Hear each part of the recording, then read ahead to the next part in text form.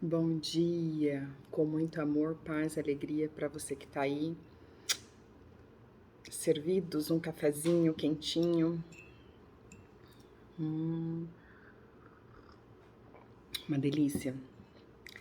Vamos lá, hoje 15 de fevereiro, metade do mês, né?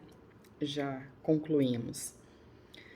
O tema da mensagem hoje é fazendo uma pergunta: quem o Senhor é para você? Quem Deus é para você? Quem Jesus é para você? O que ele significa? O que você sente, né? Qual a sua identidade? São perguntas de hoje que seria interessante você pegar um caderninho e escrever. Quem o Senhor é para você? Porque é a partir disso que a sua vida vai fluir, a partir dessas respostas, a partir do momento que você responder para você mesma, para Deus, para o universo, né? Quem é o Senhor? Quem é Deus para você? Hoje a leitura recomendada aqui, né? A passagem recomendada, mas eu recomendo vocês lerem tudo, Mateus, capítulo 16, versículo de 13 a 20. Vai falar ali, né, da história completa, né? Mas a afirmação eu vou ler aqui para vocês, tá? E vocês? Perguntou ele. Quem vocês dizem que eu sou? Jesus perguntou para os discípulos. Simão Pedro, né, afobado, né, ele sempre querendo responder ali, estar mais em comunhão, mais em contato com Jesus, né? Simão Pedro respondeu: Tu és o Cristo, Filho de Deus vivo. Porque antes Jesus estava perguntando o que o povo diz sobre mim, né? Quem eu sou para o povo, filho do homem, né? E aí os discípulos, eles acham que o Senhor é João Batista, que o Senhor é Elias, que o Senhor é Jeremias, que o Senhor é um profeta, né? E aí Jesus pergunta, e para vocês? Porque aqueles discípulos já estavam convivendo já um período com Jesus. Então eles já conheciam, né? Jesus, os milagres que Jesus vinha fazendo, Jesus já tinha evangelizado bastante eles, né? Aí Simão, né, o Pedro, ele respondeu: Tu és o Cristo, o Filho de Deus vivo. E aí eu quero te perguntar, né? Jesus hoje pede aí para te perguntar. E aí, quem eu sou para vocês, né? Quem eu sou? Para mim, ele é o meu pai, ele é o meu criador, ele é o meu mestre, ele é o meu mentor, ele é o meu rei, né? Ele é tudo para mim na minha vida. E para você, o que ele é, né? Responde aí para você. Eu vou ler aqui a mensagem do dia 15, tá? Para vocês. Jesus estava com seus discípulos e questionou sobre como eles o enxergariam. Afinal, eles já caminhavam durante certo tempo com o Senhor. Nos 3 anos que Jesus esteve com eles, em várias situações, Jesus os advertiu sobre a fé. Os próprios discípulos questionavam quem era Jesus. Nesse dia, Pedro respondeu sem escorregar nas palavras. Sempre impetuoso e afoito, não permitiu que alguém avançasse à sua frente. Simão Pedro, ele falou: Deus para mim é o Todo-Poderoso, Criador de tudo. Nele há todo poder, soberania e majestade, vida e esperança. Em Deus há vida e esperança. Certamente há muito mais palavras com as quais eu possa descrevê-lo. Agora, como você descreve Jesus? Quem é Jesus para você? Quais as palavras você usaria para expressar quem é o Senhor? Depois aí nos comentários, se você quiser escrever aí, né? Quem é Deus para você, quem é Jesus para você? Escreve aí, comenta aí nos comentários, por gentileza. Perceba que o Senhor se revela aos seus filhos conforme nós o buscamos. Então, tudo depende da sua comunhão com Deus, né? Tudo depende da forma que você olha Ele, da forma que você enxerga Ele, da forma que você busca Ele. Porque se você não tem intimidade, né, você não vai reconhecer Ele como seu pai. Tem tudo isso também, né? Então, do jeito que você responder, ali você vai olhar para suas respostas e você vai ver, né, qual é a ligação que você tem com ele é uma ligação de intimidade, de proximidade ou de afastamento, né?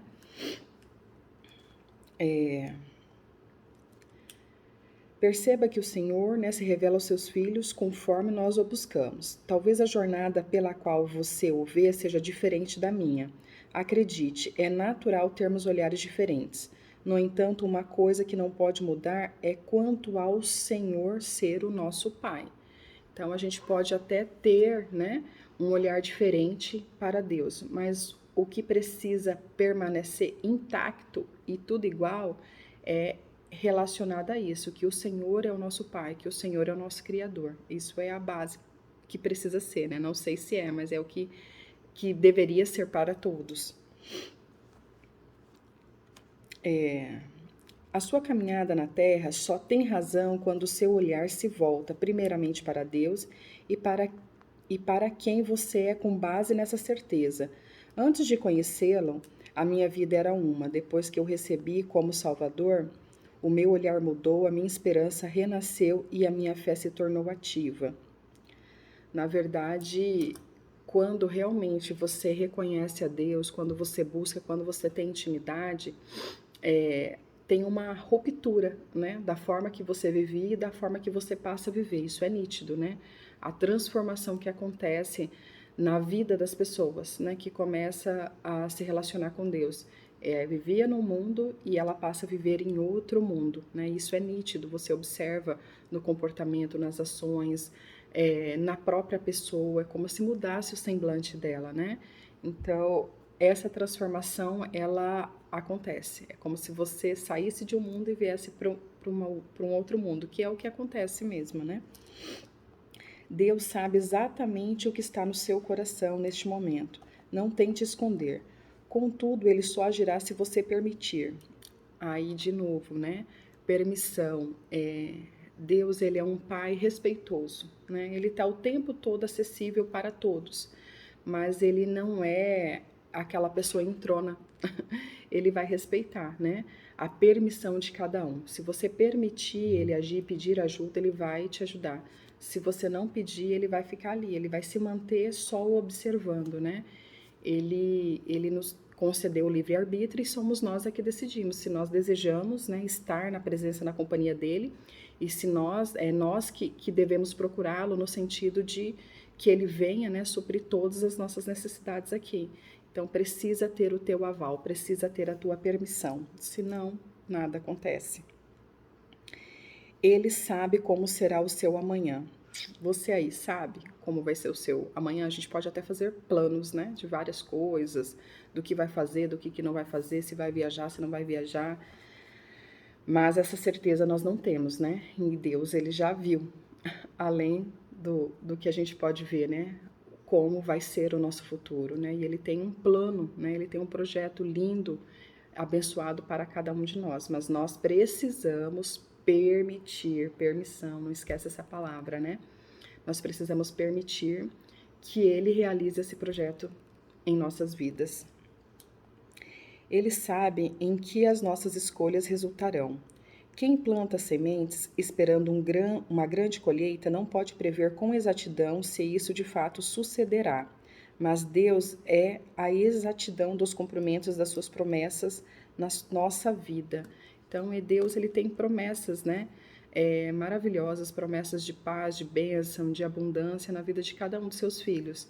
Mas muitos não alcançam, não é porque Deus não quis, não, é porque a própria pessoa não se permitiu viver aquilo, né? Não se reconheceu como filho, né? Tem tudo isso. Então, assim, qual a sua identidade? Como você se vê? Aqui, ó, descobrir a verdadeira identidade o faz agir com base em quem você é, não nas suas circunstâncias. Então, a partir do momento que você entende qual a sua identidade, quem você é perante a Deus, né? É dessa forma que você vai encarar as situações, independente das suas circunstâncias, né? Se você se vê como filho, você vai reivindicar, pai, eu tô aqui, me ajuda, né? O Senhor que me deu essa vida, né? Você vai reivindicar, independente das suas circunstâncias, independente do que você está passando. Já se você não se vê como filho, né, que se você não tem intimidade, você não consegue nem pedir, você não consegue nem clamar, né? Então a gente precisa definir a nossa identidade, né, espiritual, o nosso pai, né, os nossos, aqui na Terra nós temos, né, pai e mãe, né, lá no nosso documento, no nosso na nossa identidade, né, no RG, Registro Geral, fala lá o nome do pai e o nome da mãe, os pais da Terra e o pai espiritual, né? Qual lá no seu documento espiritual, qual é a filiação que está lá? É o Deus Todo-Poderoso? É o Deus Criador? Porque se for, você é filho, entendeu? Então você tem herança, você pode reivindicar, você entendeu? Por essas promessas, porque ele diz, né, que ele tem promessas de bênção, de paz, de vida, então você pode reivindicar, tá certo? Outra leitura também, né, que ele indica aqui, até mesmo para você ir fazendo, tendo um ritual, né, de ter um devocional, de você ler a Bíblia, né, ele recomenda também Gênesis 6. Então eu peço aí que vocês leiam, né, e a palavra-chave hoje escolhida aqui é esperança. Então, aonde que está firmada a sua esperança, né? Aonde que está? Responde aí. Outra passagem também que eu gosto muito, e ali é uma prova de como o filho, né, ele reconheceu a identidade dele como filho.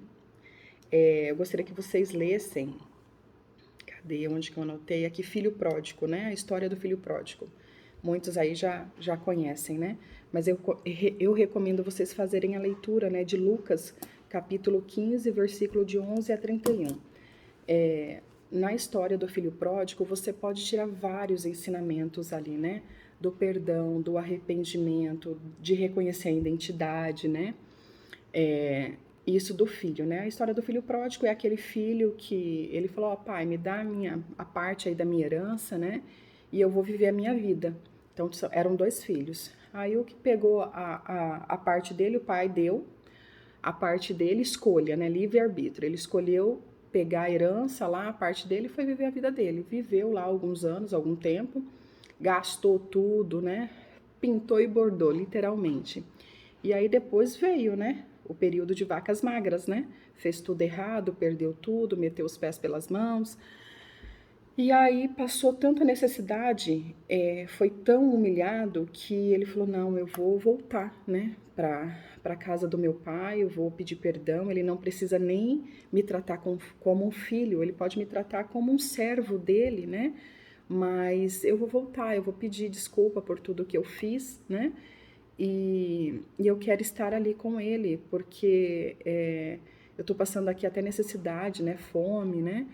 E lá na casa do meu pai, na fazenda do meu pai, né, os empregados do meu pai são tratados com muito mais cuidado, né? E aí o filho voltou, né? Voltou, pediu desculpa, se arrependeu. Então ali tem a questão do arrependimento desse filho que errou, né? Tem o perdão que o pai concedeu a ele, né? E tem essa questão da identidade, né? Ele falou: eu sou filho, eu vou voltar, né? Então ele se reconheceu como filho e voltou, e o pai aceitou. Com Deus é a mesma coisa, a gente pode se afastar, a gente pode fazer tudo errado, pintar e bordar, fazer um monte de coisa errada por aí, né? Mas se a gente se arrepende e volta, Deus, ele nos acolhe, né? Então, para você que às vezes não está se sentindo muito filho, às vezes fez algo errado, né, mas está arrependido, conversa com seu pai, né? Não tenha dúvida que ele irá conceder perdão, que ele irá colocar você novamente no reino, na casa dele. Não tenha essa dúvida no seu coração. Deus, ele ama seus filhos, né? Independente de qualquer coisa, ele ama a criatura que ele fez. O que ele não ama são os nossos erros, os nossos pecados, né? Mas ele ama incondicionalmente cada um de nós, né? Então a gente precisa ter isso no nosso coração. Mas o fato dele nos amar não quer dizer que por conta dos nossos erros, dos nossos pecados, que a gente não vai sofrer as consequências, né? Nós iremos sofrer, né? A gente precisa ter isso. Ele vai dar o perdão, ele vai liberar, mas a gente vai precisar organizar tudo isso, toda a bagunça, tudo os nossos erros, a gente vai precisar corrigir tudo isso, né? E E aí fica essa questão. Então, eu não sei aí, né, qual é o seu momento, né, o que está acontecendo, mas assim, se arrependa do que aconteceu, né?